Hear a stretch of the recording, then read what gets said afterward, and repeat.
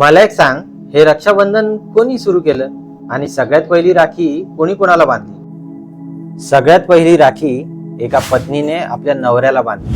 काय? हो, आणि ही गोष्ट आहे देवराज इंद्र आणि त्यांची पत्नी इंद्राणीची.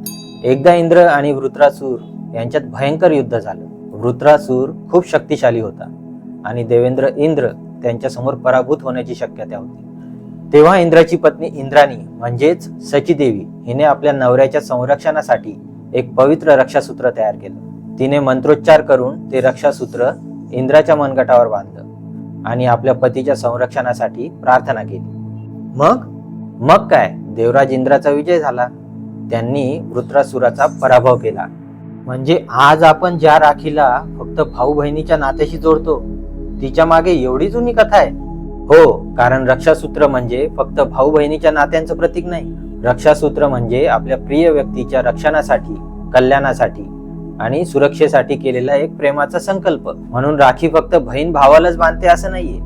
हे काही आपल्या मुलाला, एक बायको आपल्या नवऱ्याला किंवा अशी कोणतीही व्यक्ती ज्याचं रक्षण व्हावं, ज्याचं कल्याण व्हावं असं आपल्याला वाटतं, त्या व्यक्तीला आपण रक्षासूत्र बांधू शकतो. म्हणजे राखीचा धागा हातावर बांधला जातो, पण त्यामागची भावना असते तुझं रक्षण व्हावं, तू सुखी आणि सुरक्षित राहावास.